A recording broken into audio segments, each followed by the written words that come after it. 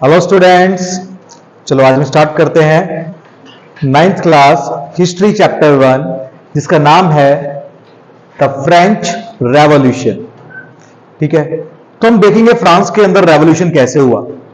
ठीक है, और रेवोल्यूशन के अंदर हमें क्या देखना है, हमें देखना है कि फ्रांस जो है ना वो एक मोनार्की था। France was a monarchy. Monarchy मतलब ruled by king, ruled by king. तो किस तरह से फ्रांस मोनार्की से रिपब्लिक में कन्वर्ट हुआ, in this chapter we will read, we will know how a France converted from a monarchy to republic. So let's start. तो France 1774 के अंदर यहां पर एक राजा बनता है जो बर्बन फैमिली से था। You know what bourbon biscuit, bourbon family, that same royal family. तो बर्बन डायनेस्टी से एक व्यक्ति जिसका नाम है लुइस 16, और वो राजा बनते हैं। और राजा बनने के बाद Austrian princess, Austria is in Europe, तो यूरोप की कंट्री है ऑस्ट्रिया, वहां की एक राजकुमारी थी जिनका नाम था मैरी एंटोनेट, और मैरी एंटोनेट से ये लुइस 16 की शादी हो जाती है। और बहुत सुंदर थी इनकी वाइफ, तो उनसे बड़ा प्रेम था इनको, बड़ा प्यार था। और जब किसी से बहुत प्यार होता है तो उसके ऊपर बहुत सारे पैसे उड़ा दिए जाते हैं। तो लुइस 16 ने भी ऐसा ही करा, बहुत सारे पैसे उड़ा दिए।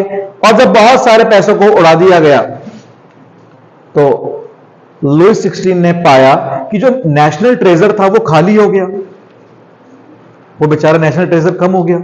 अब लुइस दुखी है कि भाई पैसे तो है नहीं हमारे पास। तो क्या कारण थे नेशनल ट्रेजर खाली होने के, तो हम वो देखते हैं। पहला कारण था एक्स्ट्रावेगेंट नेचर ऑफ लुइस 16।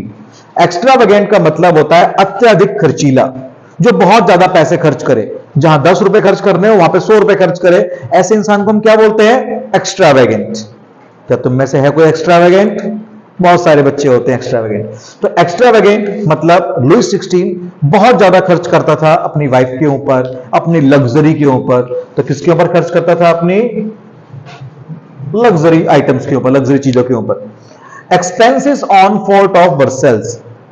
ठीक है, तो लुइस की जो फैमिली थी, लुइस की फैमिली कहां रहती थी? फोर्ट ऑफ वर्सेल्स के अंदर। वर्सेल्स जगह का नाम है फ्रांस के अंदर, तो वहां का एक फोर्ट था जो जहां पे फैमिली रहती थी। अब ये फोर्ट ऑफ वर्सेल्स बहुत सुंदर था, बहुत आलीशान था, इसके अंदर बहुत सारे पैसों की जरूरत पड़ती थी इसकी मेंटेनेंस के लिए। तो यहां पर भी काफी ज्यादा खर्चा होता था। और लुइस बहुत सारी कंट्रियों से वॉर के अंदर भी इंगेज था। वॉर समझते हो, लड़ाइयां, कंट्री की एक दूसरी कंट्री से लड़ाइयां चलती हैं। और लड़ाइयों क्या सिर्फ लड़ने से चलती हैं, उसमें पैसा भी खर्च होता है बहुत ज्यादा। तो बहुत सारा पैसा वॉर्स में भी खर्च हो रहा था। Let independent 13 American countries from Britain. अब फ्रांस ने क्या करा, इंग्लैंड मतलब ब्रिटेन इंग्लैंड ने अमेरिका की 13 कंट्रीज को अपनी कॉलोनी बना रखा था, उस पर कब्जा कर रखा था।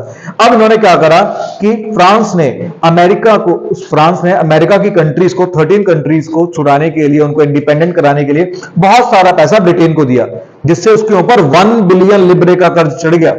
कितने का? 1 बिलियन लिब्रे का कर्ज चढ़ गया। लिब्रे यहां पर जो वहां की करेंसी थी फ्रांस की पुराने समय पर। और वहां पे जो फ्रांस का जो किंग था, उसने फ्रांस के बड़े लैंडर से भी पैसा उधार ले रखा था। अब बहुत सारे लोगों ने किंग को पैसा दे रखा है, अब उस पैसे पे वो इंटरेस्ट भी चार्ज करते थे। अब सारे लैंडर्स आ गए, बोले नहीं भाई किंग, हमें तो अपना इंटरेस्ट बढ़ाना पड़ेगा, we want to increase our rate of interest. तो उन्होंने इंटरेस्ट कहां तक बढ़ा दिया? 10% तक। अब इतने सारे रेंट बढ़ गए, इतना सारा खर्चा हो गया, इतने सारे पैसे बढ़ गए। अब लुइस हो गया दुखी, बोला यार अब पैसे कहां से आएंगे, खर्चा तो उतना का उतना ही है। तो लुइस ने सोचा यार क्यों ना हम टैक्स बढ़ा दें। तो लुइस खुश हुआ, उसने बोला चलो टैक्स बढ़ाते हैं। अब टैक्स बढ़ाने का मतलब यहां पर यह नहीं था कि राजा ऑर्डर कर देगा टैक्स बढ़ गया तो टैक्स बढ़ जाएगा, नहीं। टैक्स बढ़ाने के लिए उन्हें एक कस्टम फॉलो करना पड़ता था। वो कस्टम क्या था? कस्टम मतलब एक प्रथा फॉलो करनी थी कि वो स्टेट जनरल की मीटिंग बुलाते थे। यहां पे देखो लिखा हुआ है स्टेट जनरल की मीटिंग जो लास्ट टाइम बुलाई गई थी वो 1614 में बुलाई गई थी, और अब बुलाई जा रही थी 5 मई। तो 5 मई 1789 को मीटिंग रखी गई स्टेट जनरल की। अब स्टेट जनरल के अंदर स्ट्रक्चर देखेंगे हम तो किस तरह का होता था।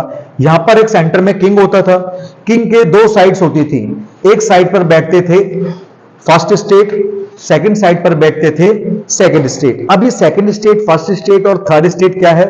फ्रांस की जो सोसाइटी थी वो तीन वर्गों में बटी हुई थी, तीन ग्रुप्स में बटी हुई थी और ये थे फर्स्ट, सेकंड और third state. First state represented by clergies, whoever clergies जो चर्च के कस्टम्स को फॉलो करते हैं, जैसे कि हमारे देश के पंडित होते हैं, ठीक है। ऐसे ही यहां पर चर्च के जो फादर्स थे वो क्लर्जीज रिप्रेजेंट करते थे, और जो शाही लोग थे या फिर जो नोबेलिटी से मतलब कि राजाओं से संबंधित थे, नोबेल किंग्स वगैरह से जुड़े हुए थे, वो सारे नोबल्स थे। और इनके अलावा जितने भी बिजनेस करने वाले, व्यापार करने वाले, किसान, फार्मर्स जो भी लोग थे, वो सब क्या थे? कॉमनर्स।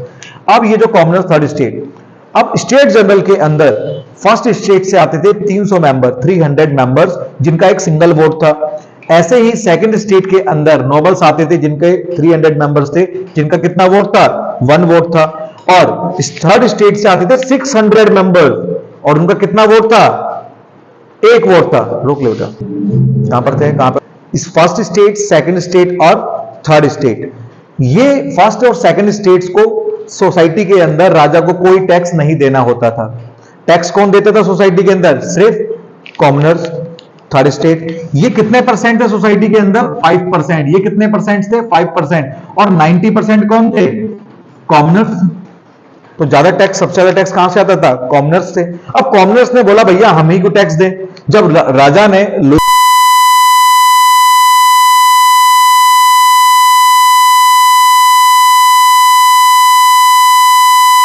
इसलिए ये हमेशा